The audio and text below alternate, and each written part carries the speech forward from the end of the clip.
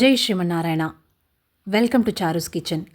இன்றைக்கி நாம் மக்கானா கீர் எப்படி பண்ணுறதுன்னு பார்க்கலாம். அதாவது தாமரை விதை யூஸ் பண்ணி நம்ம ஒரு திருக்கண்ணமது ரெசிபி பண்ண போகிறோம். ரொம்ப டிஃப்ரெண்ட்டான ரெசிபி, ரொம்ப ஹெல்த்தியான ரெசிபி.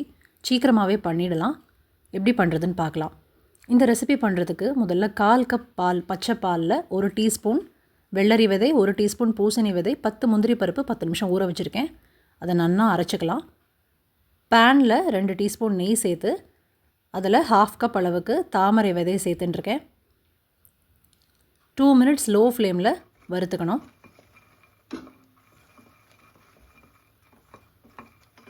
ரெண்டு நிமிஷம் வறுத்ததுக்கப்புறம் 400 ml, அதாவது 2 கிளாஸ் அளவுக்கு பால் சேர்த்துருக்கேன். பால் சேர்த்து ஒரு 2 மினிட்ஸ் கொதிச்சதுக்கப்புறம் குங்குமப்பூ ஆட் பண்ணிக்கலாம். இந்த குங்குமப்பூ சேர்க்கறதுனால நல்லா வாசனையாக இருக்கும் திருக்கண்ணமது. நல்லா ஒரு 2-3 மினிட்ஸ் மீடியம் ஃப்ளேமில் நல்லா கொதிக்கட்டும். அதுக்கப்புறம் நம்ம இந்த முந்திரி பருப்பு, பூசணி விதை, வெள்ளரி விதை ஊற வச்சுருந்தோம் இல்லையா, அதை அரைச்ச பேஸ்ட் சேர்த்துருக்கேன். அதுதான் நல்லா திக்னஸ் கொடுக்கும் இந்த திருக்கண்ணமதுக்கு. நல்ல வாசனையாகவும் இருக்கும். இந்த விதைகள்லாம் சேர்க்கறதுனால ரொம்ப ஹெல்தி இந்த ரெசிபி. இதெல்லாம் சேர்த்ததுக்கப்புறம் 5 மினிட்ஸ் நல்லா மீடியம் ஃப்ளேமில் வச்சு நம்ம நல்லா கிளறணும்.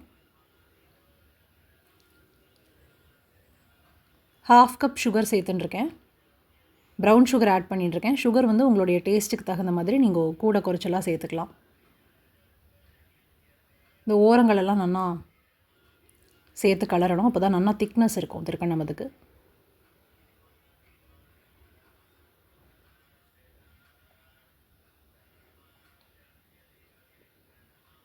செவன் டு 10 மினிட்ஸ் நல்லா மீடியம் ஃப்ளேமில் கொதிக்கணும்.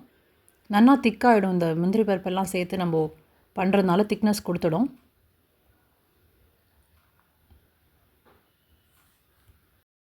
சர்க்கரை சேர்த்ததுக்கப்புறம் 7 நிமிஷம் நல்லா கொதிச்சிருக்கு. இந்த மாதிரி நல்லாவே திக்காயின்ருக்கு.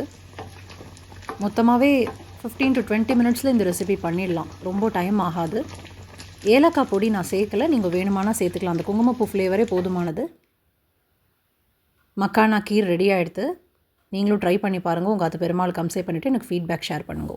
இந்த கீருக்கு வந்து தாளிக்க வேண்டிய அவசியம் இல்லை. ஏன்னா நம்ம முந்திரி பருப்பெல்லாம் அரைச்சி விட்டுருக்கறதுனால தாளிக்க வேண்டாம். பட் கடைசியாக ஒரு 1/4 டீஸ்பூன் நெய் மட்டும் சேர்த்துக்கோங்க.